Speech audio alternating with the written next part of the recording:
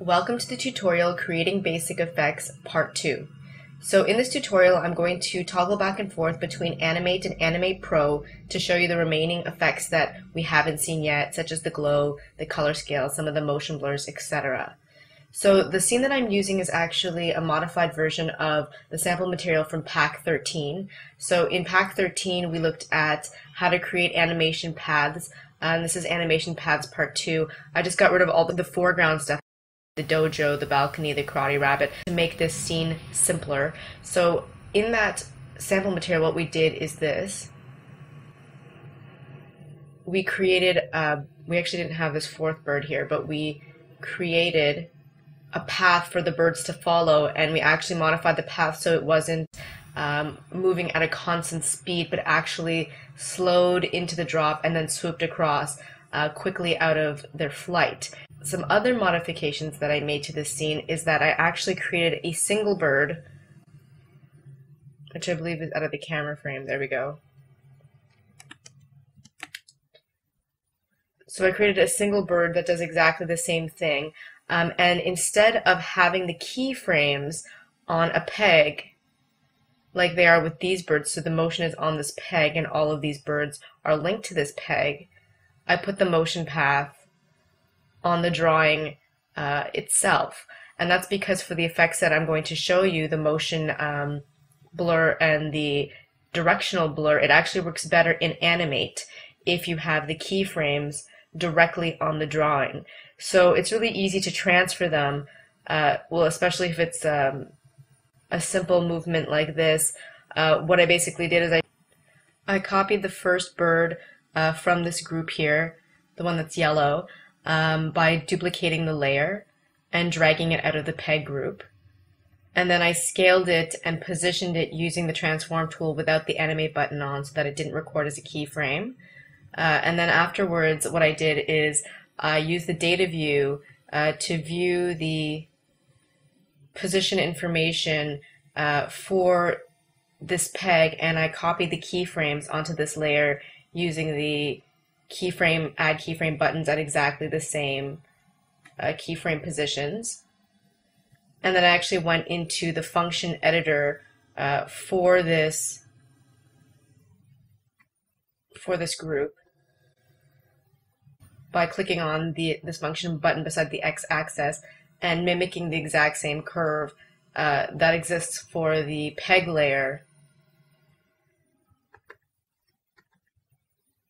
for the bird peg group. So that's exactly how I did it. And if you don't understand what I just said, I'll try to provide this sample scene for you so that you can at least examine the data view and the function editor to get an idea of how to do that yourself if need be. So let's get back to the effects part of this tutorial. The first effect I'm going to add is a motion blur. So once again, I'm going to do that from the timeline by going to the Add Layers button and selecting Effect, Motion Blur. And once again, it's been added here to the bottom. The strange thing or interesting thing about the motion blur is that it comes with a mask, but in fact you don't need to use the mask. You really only need to hook one copy of the drawing that you'd like to perform the effect on to the motion blur. So let's grab bird number 4 here and drag and drop it over the motion blur. And of course you can't see it as of yet because we're not in the render mode. So I'm going to drag this across. So the important thing to know when hooking a drawing object to the motion blur in Animate is that it has to be moving, of course, otherwise you won't see any type of a motion blur. And once again, I'll repeat, these keyframes and interpolation should be on the drawings themselves and not on a peg. So let's go into the render view mode, and you can see this blur occurring. I'm just going to switch tools so we don't see that bounding box. And if I scroll across even further, you see that swoop across, which is a really cool kind of effect to see. But you might say, well, you can't even see the bird at this point. Well, there is a way around that. You can make a copy of your drawing object. So if I duplicate the selected layer, which is the bird, I drag it out, so that's no longer part of the motion blur group. You now have a solid copy of your drawing object over the effect. So It's up to you. Sometimes people want the effect to be really just the blur, that this is moving so fast you can't even see a solid version of the object. Another thing you can do is play with the properties of the motion blur, of course. I'll refer you to the user guide to get into some of these properties in more detail.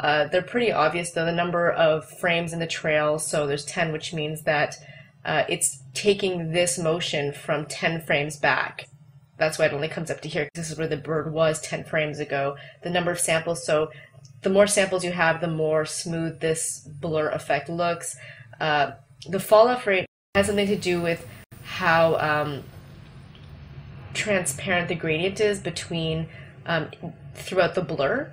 So let's try to change that to 0 and 1. I think that's what makes the big difference. So you can see it's more solid here in the back and then sort of faded close to the front. And then if you add 1, you see now it became less solid and still pretty transparent here. And then I think if we went to 2, even more so. So it seems like the higher the fall-off rate, the less solid it is at frame 10 back there. The intensity, I'm pretty sure, has to do with the opacity. 0 intensity means it's completely transparent. 1 allows you to actually see it appear. And I'm not sure if it's decimal values in between or if it goes past 1. We can try that so we can see that. Does this make a difference? So once again, you can play around, but if you refer to the user guide, it'll actually tell you what the value scale is as well, so you don't have to guess. Okay, so let's close that. And now let's look at the second type of blur, which is a directional blur. So I'm just going to hide that from view. We still have this copy of our bird here. And I'm going to go once again to the Add Layer button and select Effect, Directional Blur. And once again, it's here at the bottom. So the directional blur does not have a matte, as you might realize. And what I'm going to do is hook this bird onto the directional blur, scroll back a bit, and then go into the render view mode. So unlike the motion blur, the properties to the directional blur haven't been set yet. Everything's at 0, which is why we don't see anything in the camera view. So let's double click on the directional blur to bring up its layer properties. And let's change some of these properties around so that we can start seeing something in the camera view. So let's increase the radius. Okay. You need it to be something pretty high, so let's go to at least 28 here. So you're starting to see the blur appearing there. Okay, let's stop at 38. So you get the picture that it's coming from behind and it's coming in the direction that we're going to set using the angle and the direction of the trail. So right now the angle is 0, which is why it's coming exactly behind, but we can change it, for example, to 45 degrees. So you can see it's angled downwards. You can decide if you want the blur to come from north, east, south, or west. So let's try west. So you see it's coming from behind again, the same as if we had angle 0, or you can keep it exactly where the angle was. You can ignore the alpha, which would get rid of the solid version of your image. You can make it less blurry, so it's actually quite a bit clear with a bit of a smear, etc. You can change the fall-off rate once again so that it goes from solid to almost transparent instead of solid to solid, like that. So you can change all sorts of things here in the layer properties. These are one of those effects that you would probably want to animate over time. For example, if we keep this going at west, it's going the right way. Actually, since the bird drops down, it's not going the right way. It would probably be something more like north as it drops down, and then as it sweeps across, some more over here, this looks wrong because it should be behind, and now it should be something like west.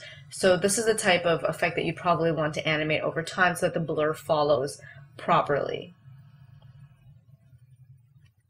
So the next thing I'd like to show you how to do is how to add a color scale, and that has nothing at all to do with blurs or motion blurs. But what we're going to do here is use the color scale to create an ambient effect. So make it look like the sun is setting, for example. So the sky will go from blue to pink. So to add a color scale, once again, you can go from the Add Layer button in the timeline, or I haven't been using it very often, but you can go to the top menu and select Insert, Effects, color scale. And I mentioned at one point that you can add a background in two ways. You can add a color card, or you can physically draw a rectangle and fill it in with a gradient or a fill and make that your sky. And there are advantages and disadvantages to both. Definitely when you're doing 3D scene setup, it's better to use a color card because no matter what angle you use, you'll always see that color behind. But for something like this, it's convenient to already have a rectangular background because now we can add the color scale to it, which is not something you can do with a color card. So what I'm going to do is take the sky and hook it onto the color scale. And then I'm going to open the color scale's properties in the data view, like that. And the color scale is another one you probably want to animate over time. So I'm going to go to the first frame and put a keyframe there, and go to the last frame and put a keyframe there. And then start changing some of the values. You can do this here in the data view, or you can double click on the color scale and they're all here as well. So I'm going to go into the render mode so we can see the changes as we make them. So 0 is the lowest value that you could have for any of the color channels. So that would be 0 green, 0 blue, or 0 red. 2 is the largest value that you could have, and that would bring you to 255. And any value in between 0 or 2, including a decimal value, will give you a mix between those three colors. And the 0 to 2 scale also works for the other parameters, such as the alpha or the saturation. Might take down the saturation a bit. So something like that. But right now it looks like as the sky, I think I kind of messed up here. I did it on the first keyframe instead of the last keyframe, so it's going to go from pink to blue. I'll just leave it like that, so it's like the sun is rising and it goes to a clear day, like this. But you notice that it doesn't really look natural because these mountains remain blue instead of being affected by the light of a sunset. So there's something you can do about that as well. You can actually take this entire sky color scene and move it in the top view so that it sits in front like a flat piece of paper, and then give it a blending effect like a multiply, and it'll actually affect everything beneath in the layer stack, such as the mountains and the bird, and put that pink hue over everything. So let's do that by going to the top view. So this is our sky right here. We're going to use the translate tool, and if we pull this forward, this right here, I believe, is the bird, so we want to bring it in front of the bird as well, so it's in front of everything. And then if we go into the add layer properties and use the blending effect, which we've already learned about,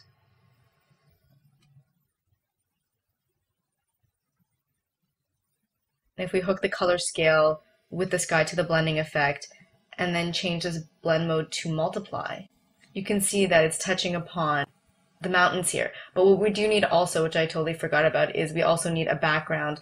Otherwise, this will multiply all the way through and there's nothing behind. So the way to resolve that is to make a copy of your sky by duplicating the selected layer, pulling it out so it's on its own, and then moving that back here. So now you have at least something for the multiplied screen here in the front to touch upon when it hits the back layer.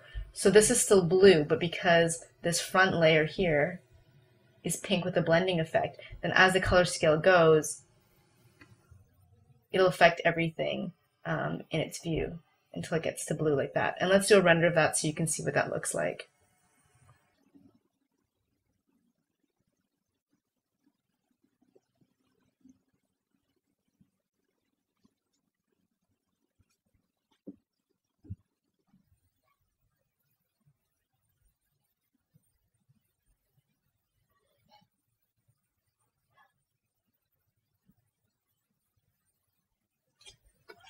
Let's play that. So it goes from pink to blue. Okay, so now let's go to Animate Pro to take a look at the motion blur, directional blur, and color scale effect there. Okay, so I set up the same scene in Animate Pro. So I'll play it for you quickly so you can take a look at that. So of course, instead of setting up the effect through the timeline view, we're going to do it through the network view in Animate Pro. So let's look for our blur directional and our motion blur.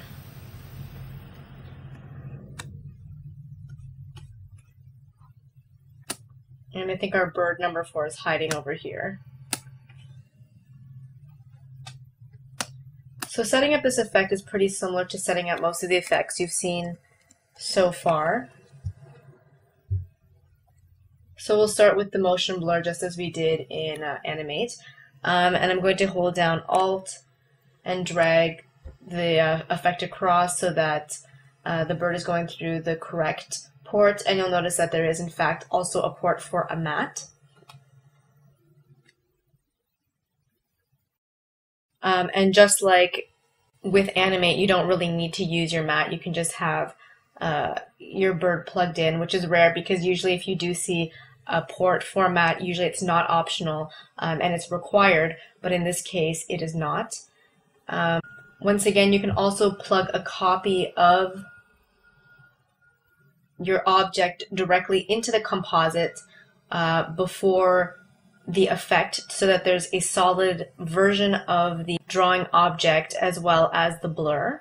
And you can of course tailor the layer properties for the motion blur by clicking on this yellow box and doing exactly what we did in Animate, changing the fall off rate, changing the number of frames by which it trails, etc. On the layer properties panel. And the directional blur acts exactly in the same way as well. So I'm just going to unhook some of this stuff. You can always click on a cable so you can see where it's attached in the composite. So we'll get rid of that. Oops. We don't need it in the sky.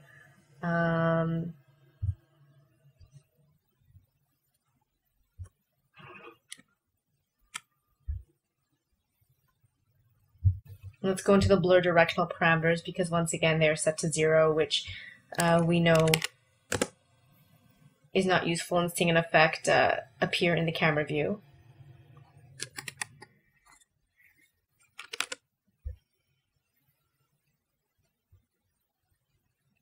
So you get the picture. So once again, it's really just dragging those effects across using the Alt across the cable and manipulating the parameters.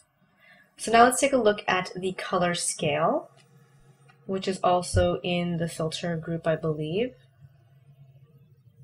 So it's right here. And we're going to put that on our sky, of course.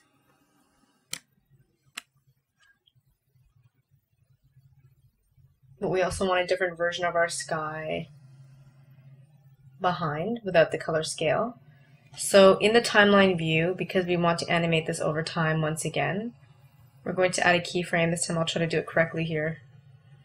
We'll add a keyframe here for the color scale. This time I'll stay on the last frame. I'm going to open up the data view and we're going to start changing some of these values.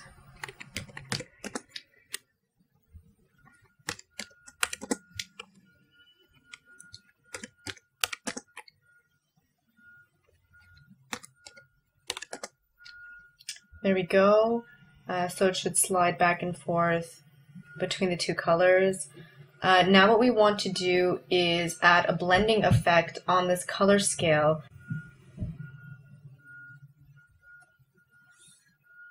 And we're going to hook it in just underneath the color scale and change the blend mode to multiply.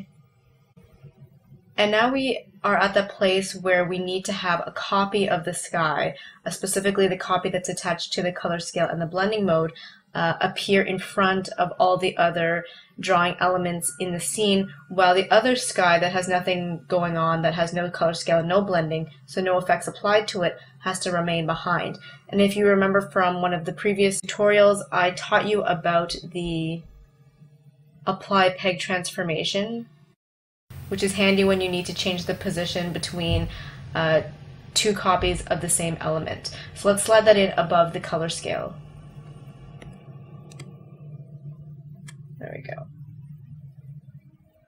And of course we need to add some type of position information to this, so we also need a peg.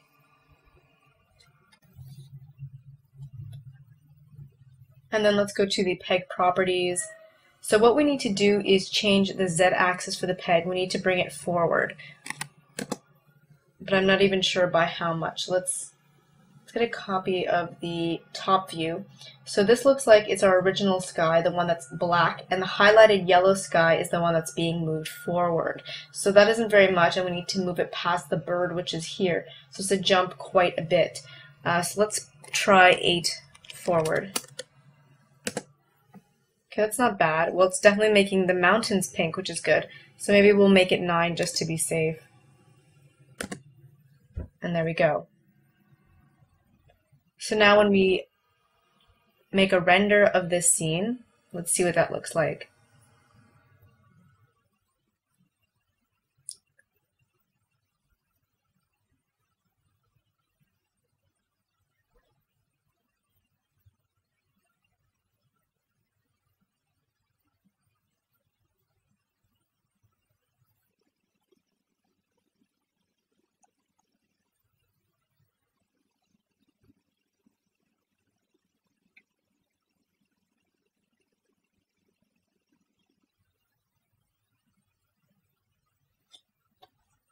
Okay, so if we hit the play button, it's kind of nice because you can even see the pink acting on the bird quite a bit here as well. You can tell it has a little bit of pink tones reflected off its surface as well, whereas here it's quite apparent that it's a separate element from the blue sky. Okay, so now that we're done with those effects, let's go back to Animate and open a new scene once again.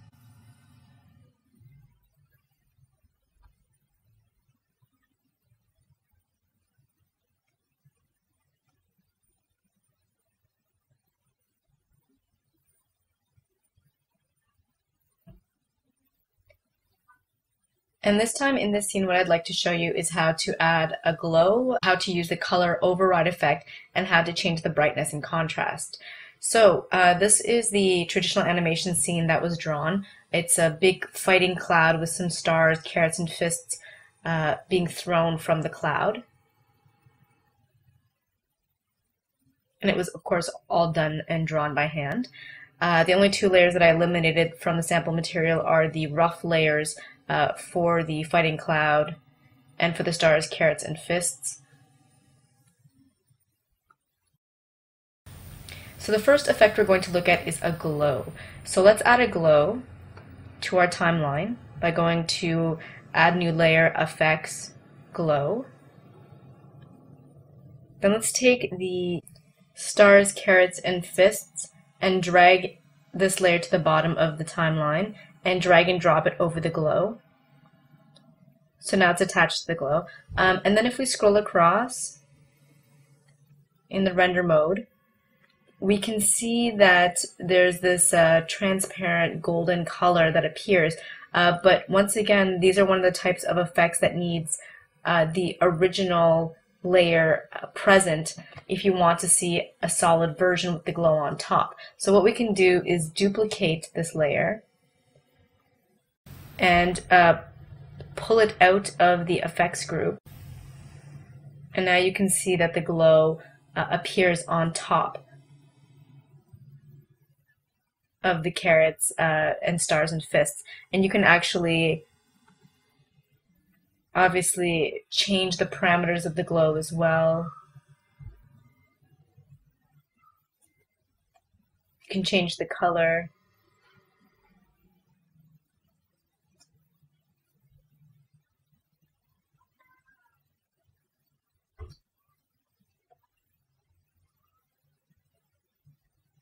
So that it looks more golden or glowy. You know, you can do all sorts of things until it looks as bright or as subtle as you would like the effect to look. So that's the glow effect. The next effect I'd like to show you is how to use a color override, and this is a really powerful effect. So I'm going to actually get rid of, or I'll just hide for the instance, the glow effect. So we just have a copy of the stars, carrots, and fists up here with no effect attached. And we're going to add the color override effect by going to Effects, Color Override.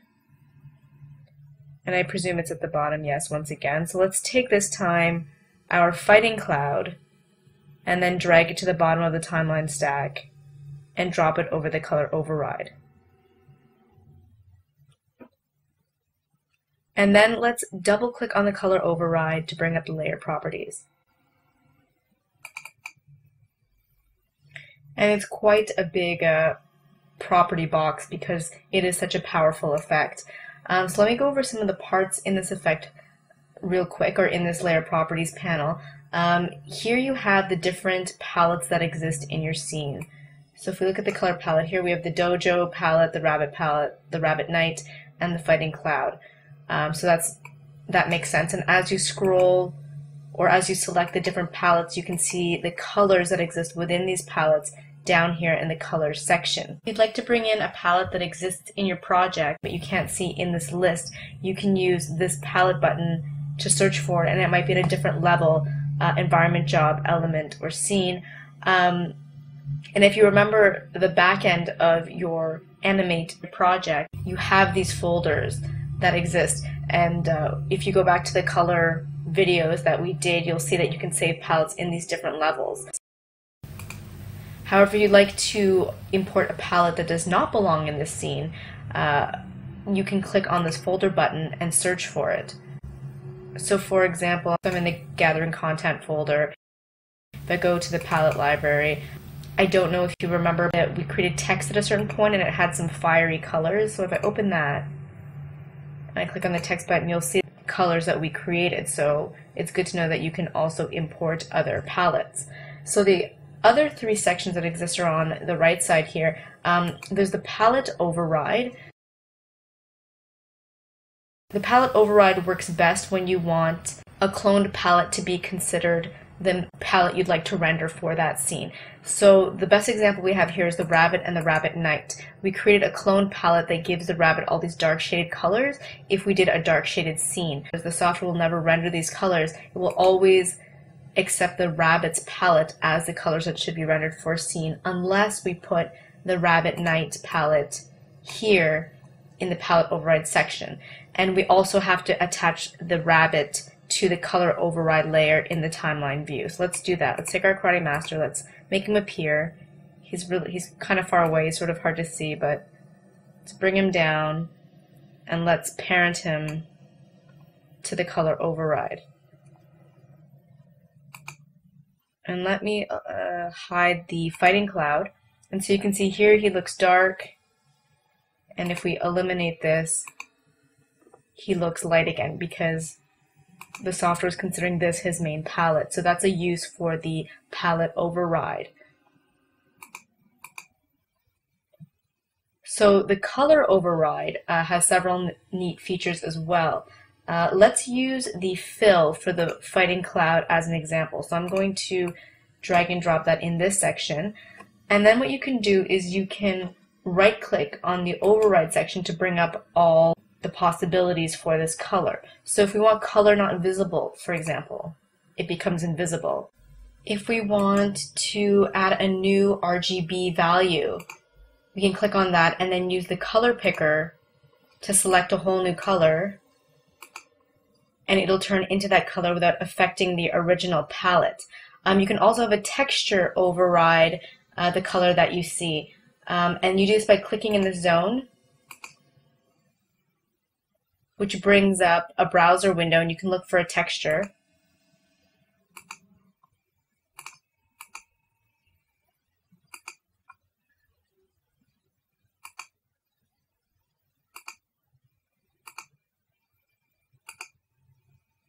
And let's choose the green leopard fur, so it looks like that. You can open that up. And then if you change the override to texture, original matrix, or any of these for that fact that say texture, you see that swatch now appear as the fill. And of course, there are multiple options depending on how you want to place this textured fill, or for the color override if you want to include the alpha or not. There are several options for that as well. So this is really just how it's placed inside this area. So let me get rid of that. And lastly, there's a section here, selected colors. So if you drag and drop colors into this section, you can choose to render these colors only. And one of the uses for that is actually for the glow effect that I just showed you. For example, what if I just want the inside color of the carrot, stars, and fists to glow but not their outlines? Well, then I can put things like the carrot color fill, the leaf color fill, the skin that's not a line, and the star color inside this section, and then say render selected colors only. And then of course we have to hook the stars, carrots, and fists layer to the color override. I think I'm actually going to unhook the other two from the color override, the karate mask and the fighting cloud, just so we can only see the stars, carrots, and fists connected to the color override. And then on top of that, what we need to do is add a glow. So let's do that from our Add Layer button.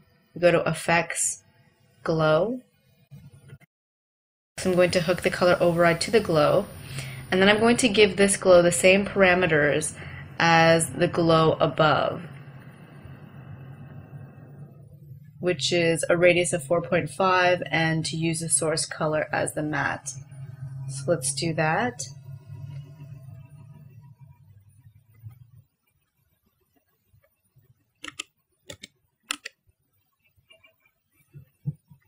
And the one last thing we have to do is, you can see the glow appear here. We actually need to put a solid copy behind so that the glow appears in front. So we're going to take the stars, carrots, and fist layer, right click on it and select duplicate selected layer. It also remains attached to the color override, so we have to actually drag it out of the color override. And there we go. So the two things that we're looking at here is the glow one, which is just the interior glow with the outline not having a glow. And then if we uncheck that, as well as the solid layer that's on top, and we check the other glow,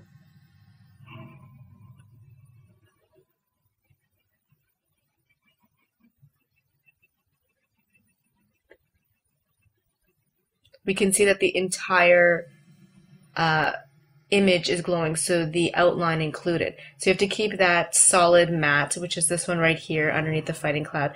You have to keep the solid matte visible at all times so you can see the difference. So let's look at that one more time.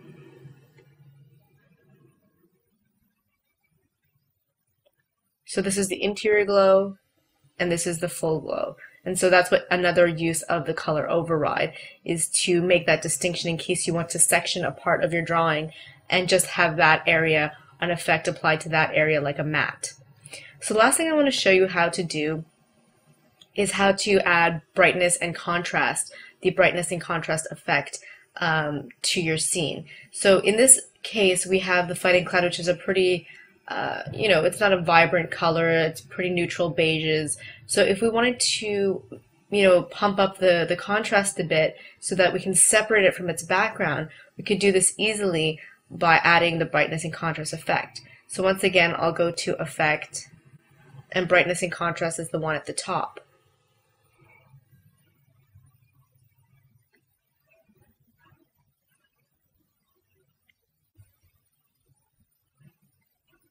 So what I'm going to do is take the fighting cloud and drag and drop it over the brightness and contrast, and then double click on the brightness and contrast effect to bring up its layer properties. And then we're going to pump up the brightness and contrast by quite a bit so that it's quite obvious in the camera view. Well, maybe not that much.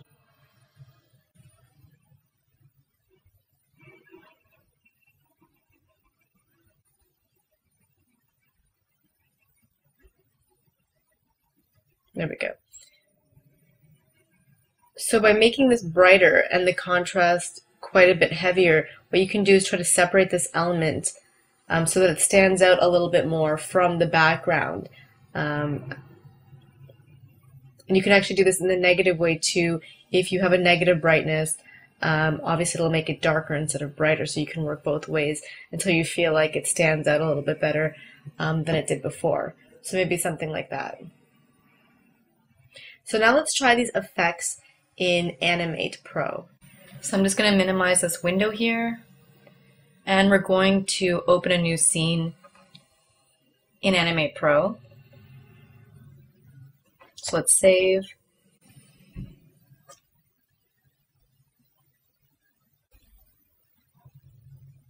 Okay, let's open Sample Material Pack 16.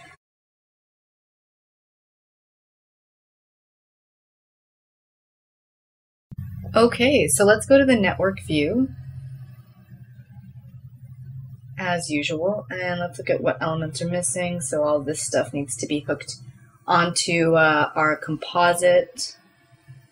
So let's just cut them by using Command or Control X, going back to our group, and pasting them somewhere here where we can see them. I'm just going to expand this for a minute. Oh, and what's out here too?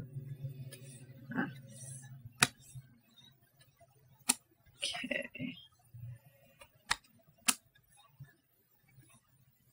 Okay, so these two we don't need. These two are the sketches, so I'm going to delete these.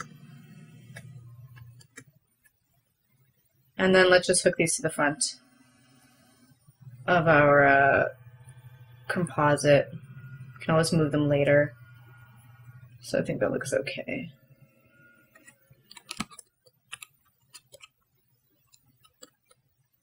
So you can use Command or Control F to go from full screen back to the regular interface.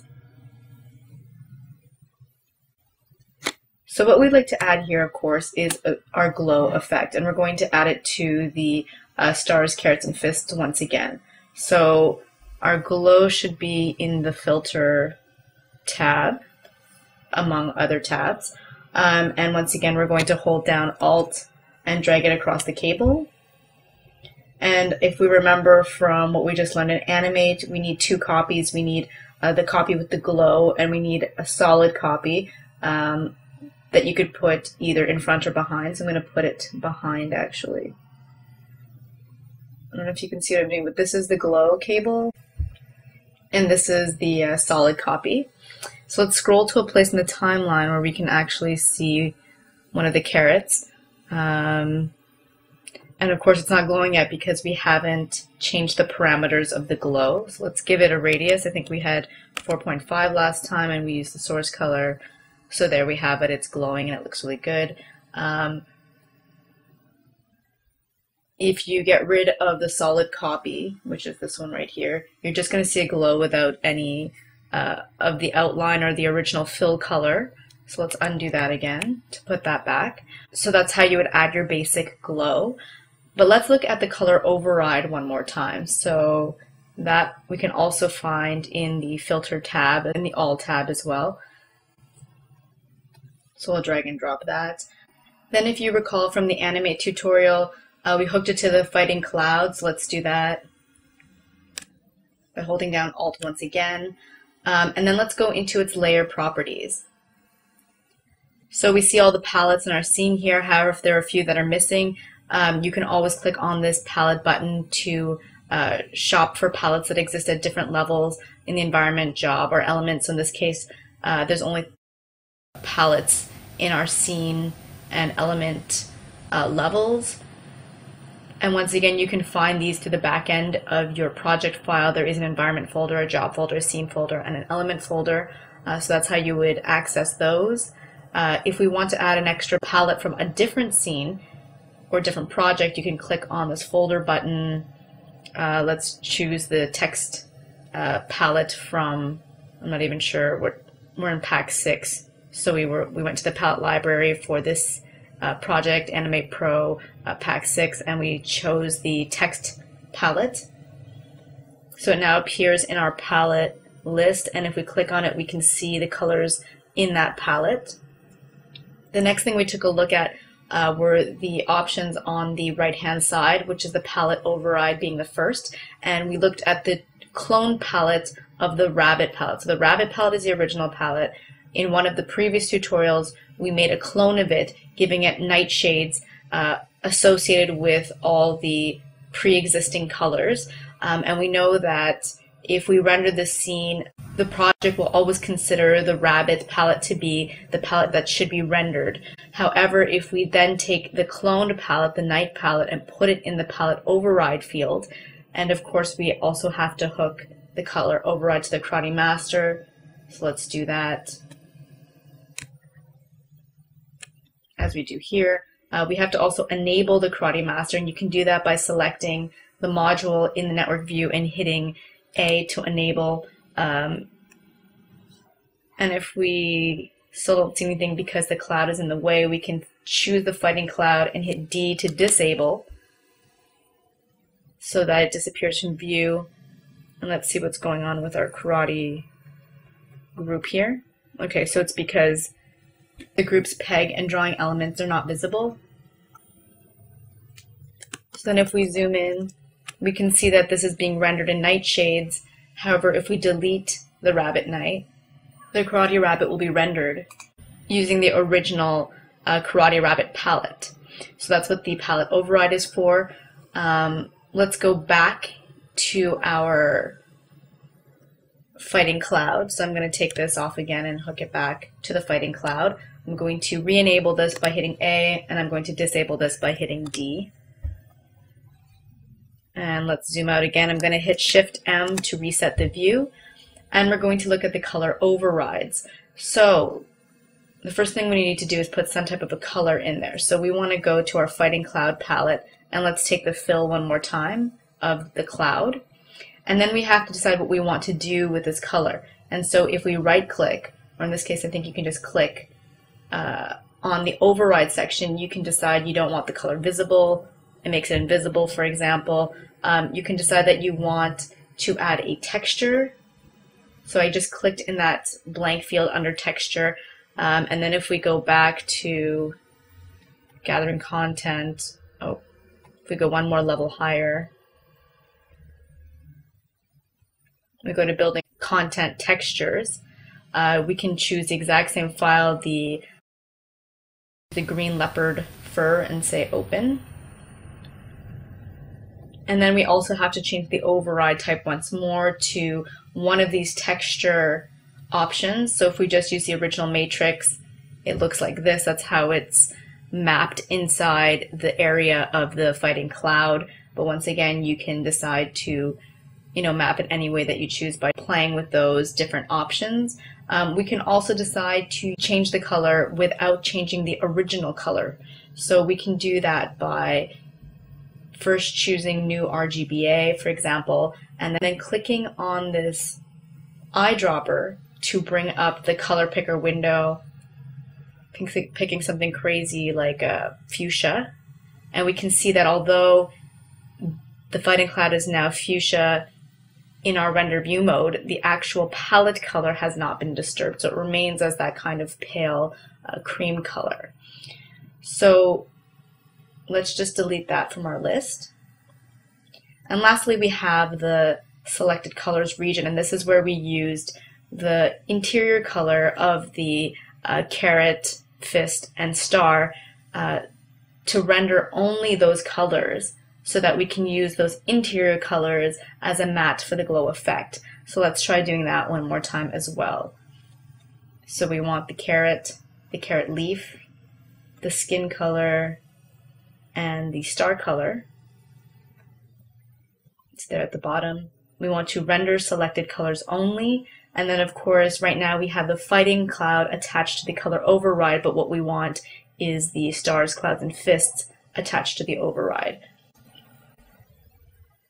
So let's grab that and let's hook it to, well, we can do it right away. We can hook it above the glow, which is what we want. So now you can see that the glow is contained inside the lines. So it's a lot faster than what we saw in Animate Let me just close this. We can see here that without this, if we disable this, the glow goes beyond the outline because it's actually glowing from the outline group. But then if we enable the color override by hitting A, we decided in this color override just to render selected colors, which were all the fill colors, and so we have a copy going here of the regular drawing. So we do see an outline, but there's just no glow applied to it because the glow for this drawing element is only taking this matte that is created by the color override. So that's how you would do that. So lastly, we wanted to take a look at the brightness and contrast. So I see it right here. Let's drop that in and let's put that over our fighting cloud. And let's click on the layer properties. And this time I won't go as far. So I think we had a negative contrast value. Is that it, or the other way around? We might have had a negative brightness. You could do it like that too, or you could have a negative brightness and a positive contrast, whichever you want, until you get the look and feel that you're looking for. But that's a pretty easy one to hook up to whichever drawing element you have in your network view. Okay, so let's go back to Animate so I can show you the last two effects from the Animate effect set. So let's get Animate again. And let's open another new scene. So let's save this one.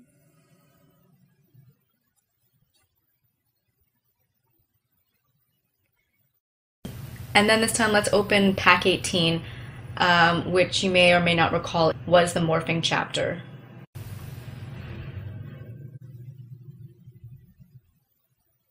Okay, so once again there's a few effects that are not applicable, but if we click on the play button, you can see the cloud that we morphed, and it's pretty subtle, but so at the start there are 3 humps, and then as we go along they become 2. These spirals change a little bit, as does this shape right here. So the morph is pretty subtle, but it's there. So let me just shorten the scene length. So it seems to stop at 60.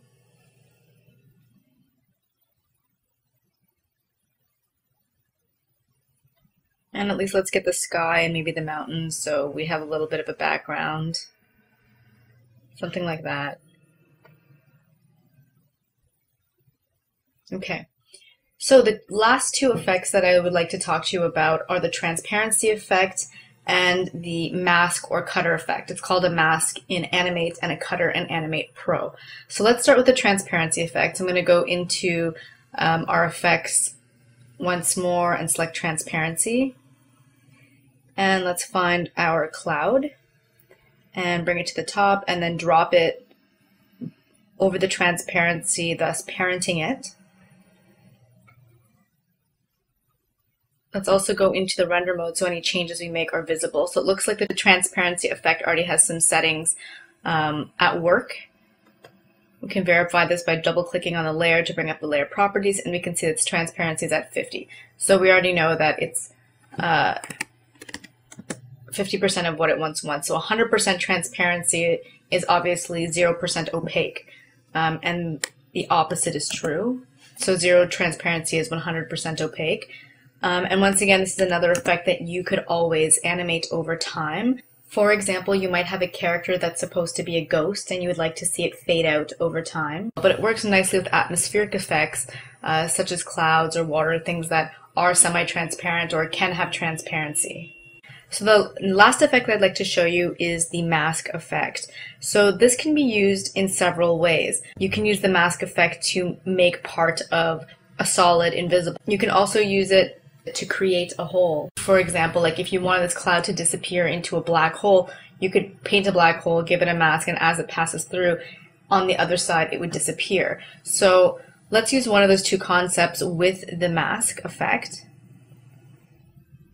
So the mask effect has a mask, which is the area by which your drawing layer will disappear. So if our drawing layer is the cloud, we can attach that entire layer with its effect on top of the mask.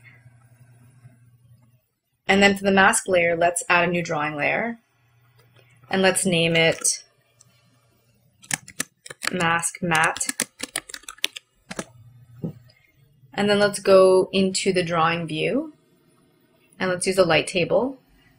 So you see the cloud is here. And let's say we want it to disappear into a hole that's about over here. So I'll take my paintbrush, I'll keep it on black. Let's say there's a hole like this. I'll fill that in.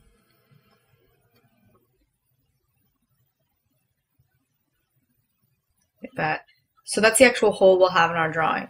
Then what I'm going to do is I'm going to duplicate this layer.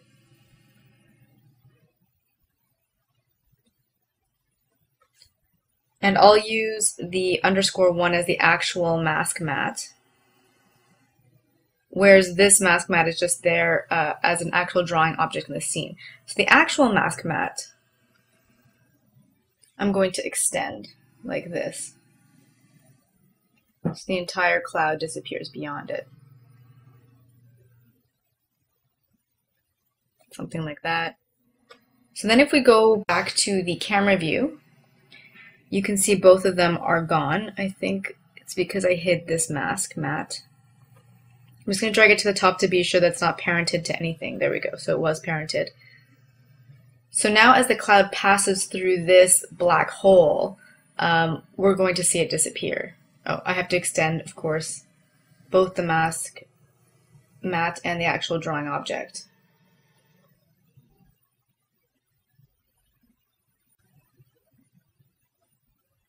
Okay, and it obviously does not go down far enough, so let's go back into the drawing view. I'm just going to paint it a little bit further down. Okay, and there we go. So we see it disappearing, basically behind this black hole.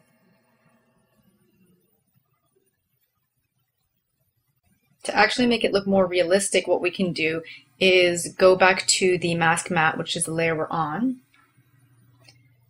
and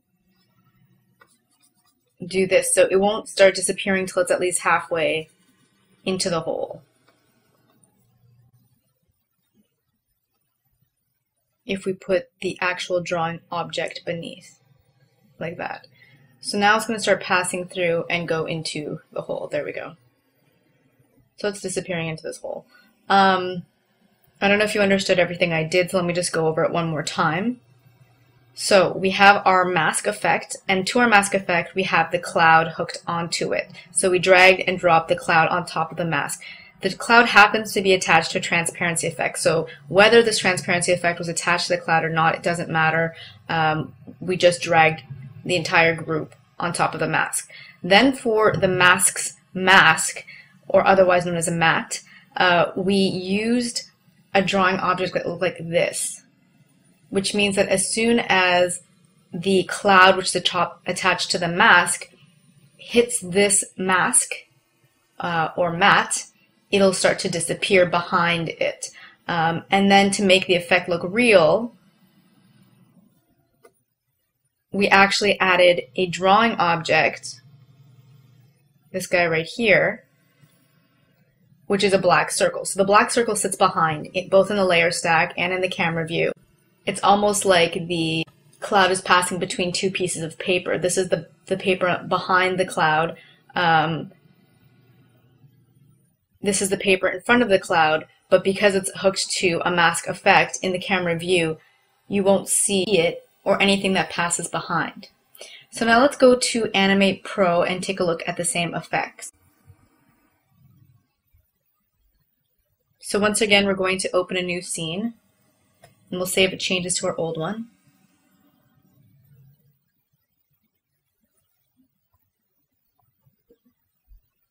So this time we're looking for Pack 18, but for Animate Pro.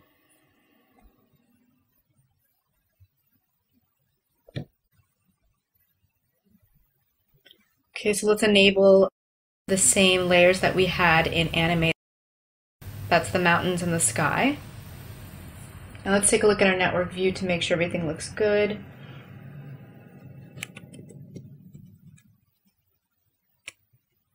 Seems like everything's okay.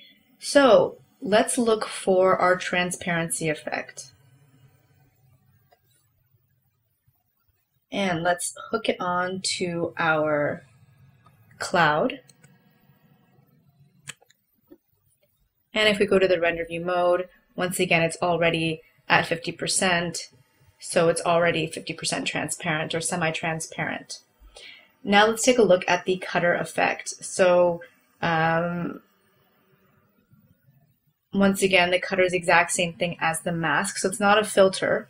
So let's just go to our All tab. For sure it'll be in here. So it's this one right here. And what we're going to do is we're going to put it under the transparency, but in the right port, because the left port is for the matte. Like that. And then we need a new drawing layer for our matte.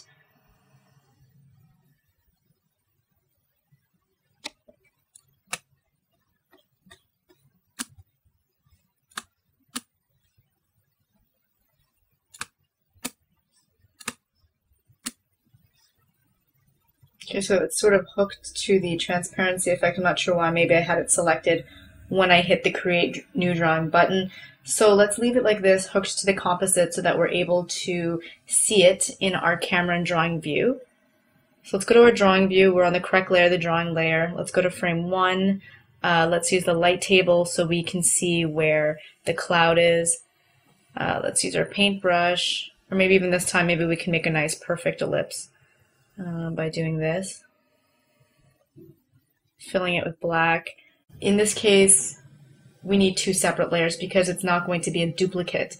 One layer will actually look like this, and one will look like the other mask that I showed you. So we can duplicate this at least as a start. I'm going to name this black hole.